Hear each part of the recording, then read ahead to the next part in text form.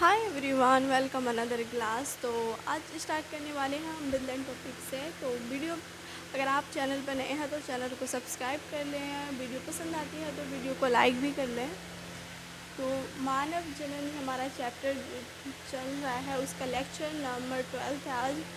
तो आज पढ़ने वाले हैं हम विदलन।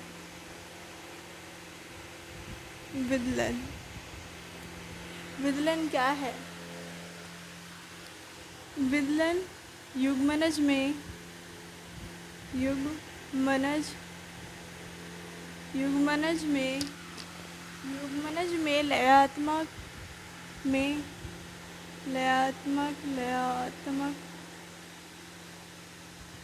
युग्मनज में लयात्मक बारंबार या लगातार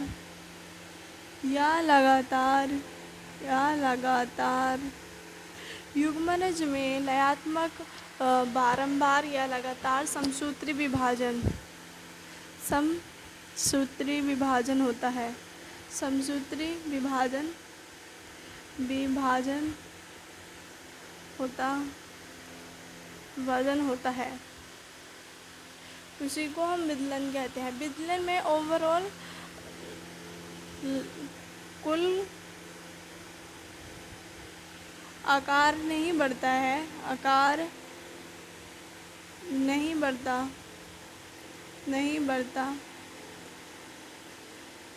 परंतु कुल कोशिकाओं की संख्या बढ़ जाती है। कुल कोशिकाओं की संख्या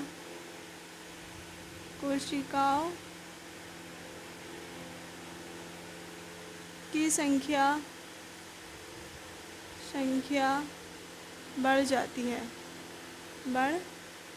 है। विदलन क्या है? विदलन यानी क्लेवेज क्या है? युग्मनज में लयात्मक बारंबार यानी लगातार समसूत्री विभाजन होता है, उसे हम विदलन कहते हैं। और कुल आकार नहीं बढ़ता है जोना पेलिस्यूडा के कारण, लेकिन समसूत्री विभाजन होने के कारण इसमें कुल कोशिकाओं की संख्या बढ़ जाती है। जैसे है ये हमारा युग्मनज है,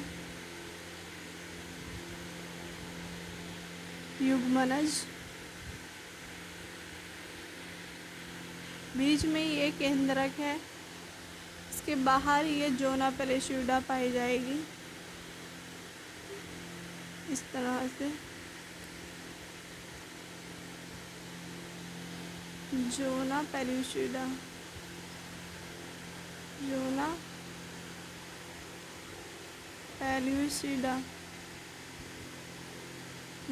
पेलिस्यूडा इसको शॉर्ट में हम GPV लिख दे रहे हैं। ये एक कोशिकीय होता है। एक कोशिका ही तो होती है हमारी युग्मनज, एक ही कोशिका होती है कोशिकीय। एक कोशिकीय और 2n यानी गुणसूत्रों की संख्या इसमें 46 ही होती है। 46 गुणसूत्र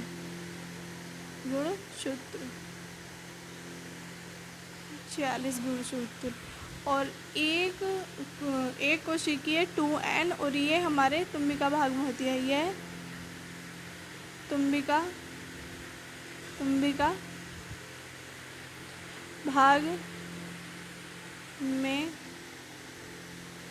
भाग में उपस्थित होता है। यानी हमारा जो ये एक कोशिकीय और 2n गुणसूत्र वाला जो युग्मनज है, ये हमारा तुम्बिका भाग में प्रेजेंट होता है, क्योंकि जहाँ पर ये युग्मनज प्रेजेंट होता है तुम्बिका भाग में, यहीं पर हमारा निषेचन होता है। तो जाहिर सी बात है कि हमारा युग्मनज भी वहीं पर प्रेजेंट होगा। अभी ये 24 घंटों में समसूत्री विभाजन करेगा। 24 घंटों में लगभग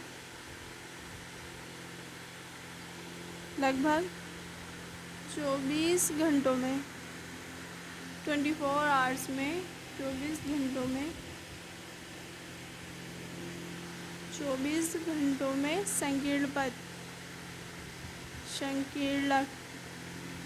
संकीर्णक में प्रेजेंट होगा। अब जैसे जैसे ये हमारा तुम्बिका भाग में प्रेजेंट है एक कोशिकीय युग्मनज, लेकिन जैसे ही फर्स्ट समसूत्री विभाजन यानी फर्स्ट माइटोसिस अपना कंप्लीट करेगा तो ये हमारा संकीर्णक यानी फैलोपियन ट्यूब का जो तुम्बिका से स्तमस भाग में पहुंच जाएगा। यानी जैसे ये हमारी फैलोपियन नलिका है तो ये तुम्बिका भाग से हमारे स्तमस में पहुंचेगा पहले माइटोसिस कंप्लीट होने तक। ये हमारे गर्भाशय तक जैसे ही हमारा माइटोसिस कंप्लीट करेगा तो गर्भाशय में आता चला जाएगा एंड देन फिर हमारा अंत्रोपण हो जाएगा, इम्प्लांटेशन हो जाएगा। तो अभी इसकी बस इतनी बात करते हैं, ये 24 घंटों में संकीर्णक पथ में पहुंच जाता है 24 घंटों में। तो फिर कुछ इस तरह से 2 कोशिकाएं हो जाती हैं माइटोसिस के दौरान। इसकी जोना पेलिसिडा अभी भी रहेगी। इस तरह से 2 सेल्स बन जाती हैं अंदर ही अंदर विभाजित। इस तरह से 2 सेल्स बन जाती हैं युग्मनज में। पहला समसूत्री विभाजन कंप्लीट करता है तो 2 कोशिकाएं बन जाती हैं, लेकिन आकार में कोई चेंज नहीं होता। आकार में कोई परिवर्तन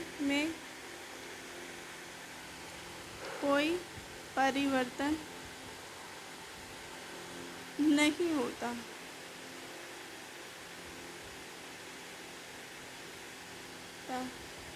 और इन दोनों कोशिकाओं को हम कोरक खंड कहते हैं। कोरक खंड। आकार में कोई परिवर्तन नहीं होता, लेकिन कुल कोशिकाओं की संख्या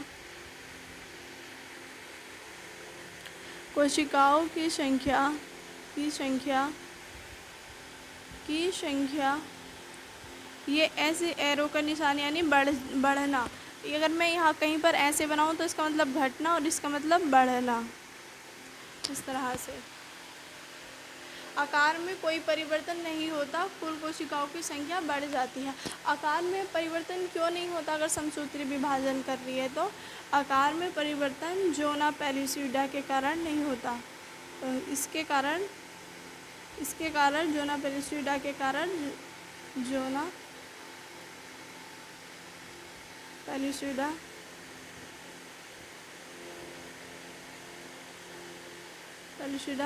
अभी भी उपस्थित रहेगी।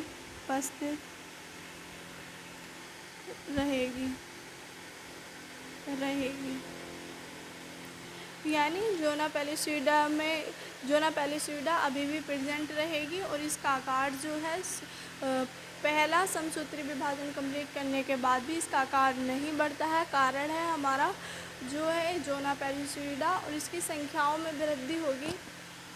ये 2 कोशिकाओं द्विकोशिकीय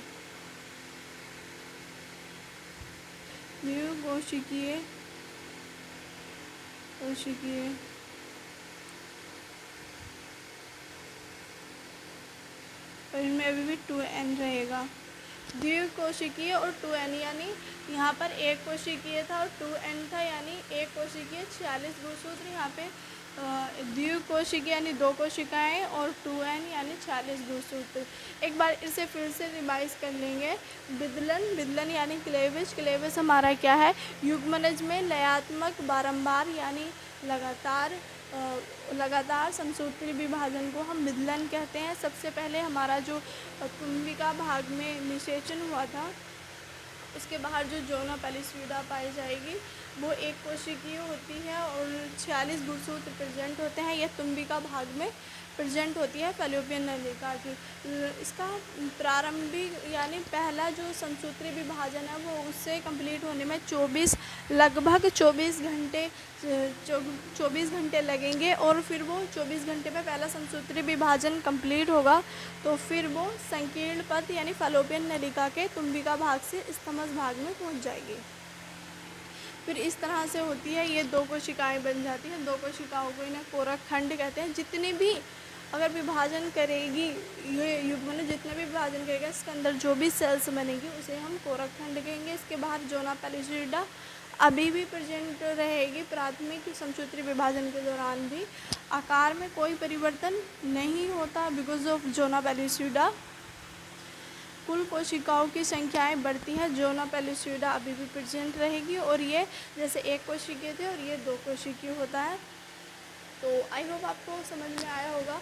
इसका दूसरा विभाजन होने में लगभग 10 घंटे लगते हैं। 10 घंटे लगते हैं। इसे नोट कर लो, फिर आगे नेक्स्ट स्लाइड पर बताते हैं। स्टेप जो होगा उसमें हमारी सेल्स जो बन जाएंगी वो 4 बन जाएंगे, जिसको हम 4 कोरक खंड बोलते हैं, जो 10 घंटे के बाद बनता है। जोना पेलिसिडा अभी भी प्रेजेंट होगी। जीपी में लिख देती हूँ तो मतलब समझो कि जोना पेलिसिडा, मैं फिर भी लिखवा दे रही हूँ जोना पेलिसिडा।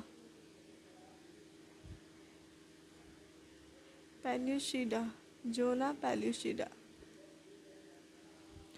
इसमें 4 खंड बन जाएंगे। 4 खंड जो कोरक खंड है ये आगे समसूत्री विभाजन द्वारा इस तरह से 8 कोशिकाओं का एक कोरक खंड बनाएगा, जिसे हम प्रारंभिक तूतक कहेंगे।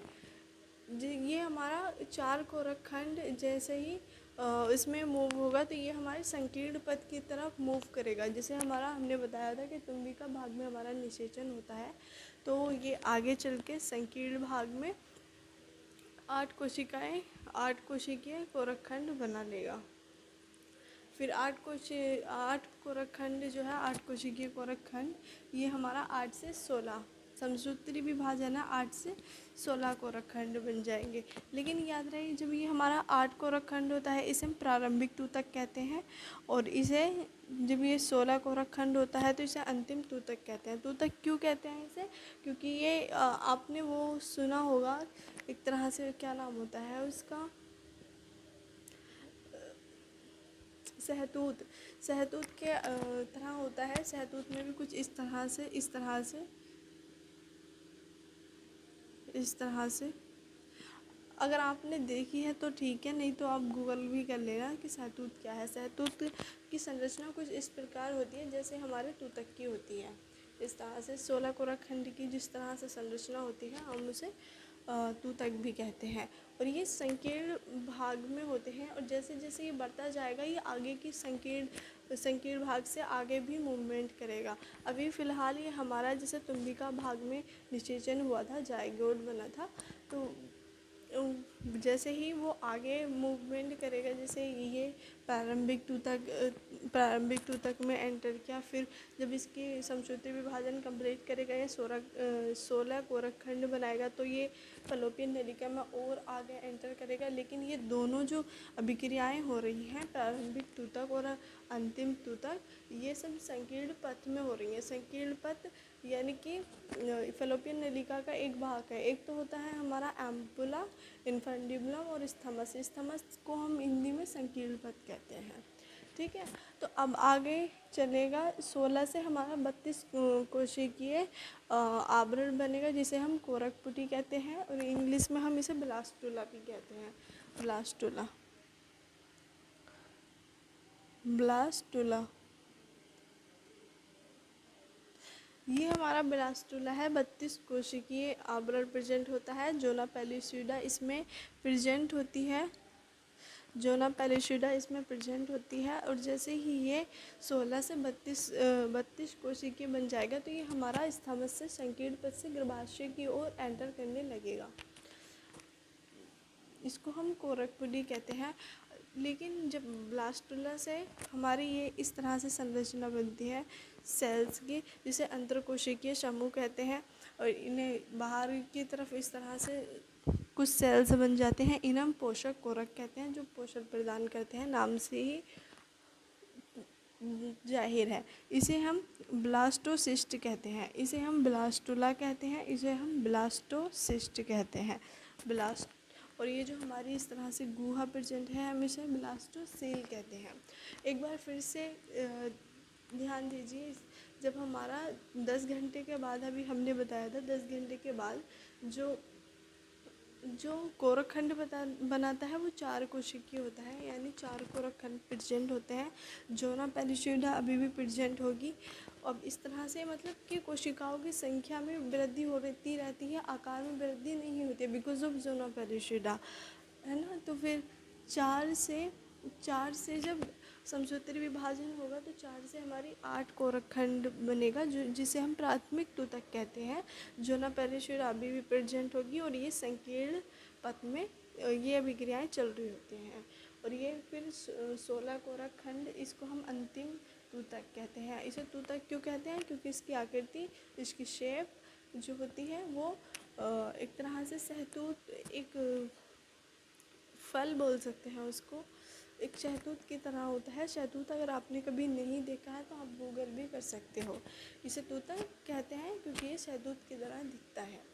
ये 8 कोरक खंड को प्राथमिक तूतक, 16 कोरक खंड को अंतिम तूतक। इसके जो स्थान है वो कहाँ पर होता है? स्थमस यानी संकीर्ण पथ में हो रहा होता है, फलोपियन नलिका के। फिर आगे चल के 16 से 32 कोशिकीय ब्लास्टुला बनेगा, जिसको हम ब्लास्टुला कहते हैं। इनमें 32 कोरक खंड होते हैं, 32 कोशिकीय आवरण। जोना पेलिशिडा अभी भी प्रेजेंट होगी और 32 कोशिकीय आवरण ये गर्भाशय की ओर गति करेगा, जिसे हम कोरक पेटी कहते हैं। आगे चल के 32 कोशिकीय आवरण यानी ब्लास्टुला आगे चलकर हमारा ब्लास्टोसिस्ट का निर्माण करता है, जिसमें कुछ इस तरह से संरचना पाई जाएगी। इन छोटी छोटी सेल्स को हम अंतरकोशिकीय समूह कहेंगे।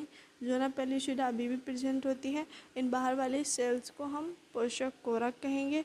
इस संरचना को हम ब्लास्टोसिस्ट कहेंगे और ये जो गुहा पाई जा रही है इसे हम ब्लास्टोसेल कहेंगे। इसे नोट कर लो। फिर चलते हैं नेक्स्ट स्लाइड पर। रहने वाला है वो हमारा ब्लास्टोसिस्ट की कोशिकाएं, यानी अंतर कोशिकाएं, कोशिकाओं के समूह और पोषक कोरक, जिसे हमारा ये ब्लास्टोसिस्ट था कुछ इस तरह से।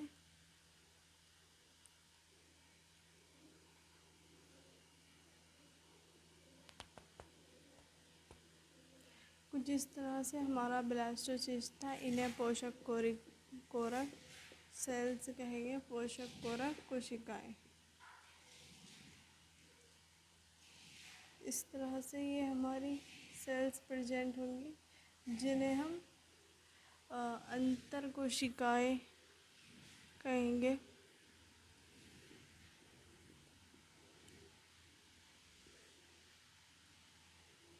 कुछ इस तरह से हमारा ब्लास्टोसिस्ट था।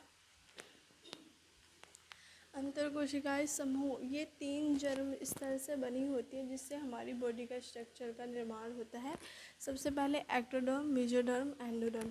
इन्हीं तीनों से हमारे बॉडी के हर एक अंग, हर एक टिश्यू और हर एक सेल्स बोल सकते हैं कि इन तीनों लेयर से मिलकर बना होता है। एक्टोडर्म, मेसोडर्म, एंडोडर्म, ऊतक और अंग मिलकर बने होते हैं इन तीनों परत से। और ये जो सेल्स हैं अंतर कोशिकाएं समूह का जो सेल्स है, इन्हें हम टोटिपोटेंट सेल यानी स्टेम सेल भी कहते हैं। किसी भी अंग को बनाने की क्षमता इनमें होती है।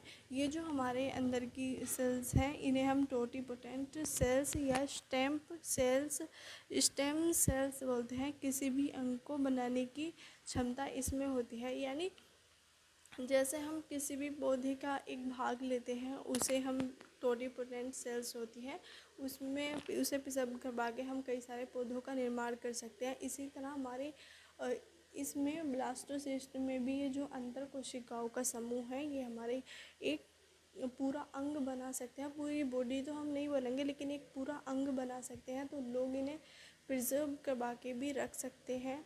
ताकि इन फ्यूचर अगर हमारी या फिर किसी भी रिलेटिव की किसी अंग में प्रॉब्लम हो तो हम इन सेल से अगर प्रिजर्व करवा के रखी हुई है तो हमें किसी अदर पर्सन की लेने की ज़रूरत नहीं होगी। हम इन अंतर कोशिकाओं समूह से अपना अंग बनवा सकते हैं, जो भी हमें अंग बनवाने की ज़रूरत होगी। इसे हम टोटिपोटेंट सेल्स कहते हैं। अगर आपने 12th के लास्ट चैप्टर में पढ़ा होगा तो जैव प्रौद्योगिकी शायद चैप्टर में है, तो उसमें बताया गया है, हाँ उसी चैप्टर में लास्ट में, तो उसमें बताया गया है कि कैसे पौधे के हम एक टोटिपोटेंट सेल से कैसे पूरा पौधा बना सकते हैं। उसी तरह से ये हमारी टोटिपोटेंट ह्यूमन सेल्स की होती हैं, जिससे हम किसी भी अंग को बनवा सकते हैं अगर हमने ये प्रिजर्व करवा के रखी हुई हैं। अब ये पोषक कोशिकाएं, पोषक कोरक कोशिकाएं, इसे एंजाइम का स्त्राव करती हैं जो जोना पेलिशिडा को तोड़ती है। ये है हमारी जो पोषक कोरक कोशिकाएं हैं, ये जो है एक ऐसा एंजाइम का स्त्राव करती हैं जो जोना पेलिशिडा को तोड़ती हैं, जो अभी तक बना हुआ था। जरायु अंकुरक का निर्माण करती है जो अंतरोपण में मदद करता है। HCG हार्मोन का निर्माण करती है। HCG की फुल फॉर्म होगी ह्यूमन कोरियोनिक गोनाडोट्रोपिन। ये जो हमारी पोषक कोरक सेल्स हैं, ये हमारे HCG हार्मोन का स्त्राव करती हैं। इसे हम ह्यूमन कोरियोनिक गोनाडोट्रोपिन कहते हैं। अपरा का भाग बनाते हैं हमारे पोषक कोरक कोशिकाएं। एक बार फिर से इस पर नज़र डाल लीजिए। हम सबसे पहले ब्लास्टोसिस्ट की 2 सेल्स होती हैं, अंतर कोशिकाओं का समूह होता है एक, और एक होता है हमारी बाहर की तरफ जो कोशिकाओं की संरचना है, इसे हम पोषक कोरक सेल्स कहते हैं। ये हमारी 3 जर्म स्तर से बना होता है अंतर कोशिकाओं समूह। ये जो हमारा जो बेबी का निर्माण होता है, वो पूरी बॉडी का स्ट्रक्चर जो है इन 3 लेयर से बना होता है, एक्टोडर्म, मेसोडर्म, एंडोडर्म। ये अंग और ऊतक का निर्माण करता है। टोटिपोटेंट सेल यानी स्टेम सेल किसी भी अंग को बनाने की क्षमता इसमें होती है अंतर कोशिकाओं के समूह में, इसलिए हम इसे टोटिपोटेंट सेल कहते हैं। इन फ्यूचर हम इसे अगर अब प्रिजर्व करवा के रख दें तो इन फ्यूचर अगर किसी भी अंग की हमें ज़रूरत पड़ेगी तो हमें किसी अदर पर्सन का जो है लेना नहीं पड़ेगा। अंतर कोशिकाओं का समूह। अब बात करते हैं पोषक कोरक कोशिकाएं। ये एंजाइम का स्त्राव करती हैं जो जोना पेलिशिडा को तोड़ती हैं। जरायुज अंकुरण का निर्माण करती हैं जो अंतरोपण में मदद करेगी। HCG हार्मोन का स्त्राव कर देगी। HCG हार्मोन की फुल फॉर्म है ह्यूमन कोरियोनिक गोनाडोट्रोपिन, और ये हमारे अपरा का भाग भी बनाता है। तो आई होप आपका आज का लेक्चर पसंद आया होगा और आपने नोट भी कर लिया होगा। एंड पसंद आया तो लाइक करें एंड चैनल को सब्सक्राइब करते हैं। मिलते हैं नेक्स्ट लेक्चर में।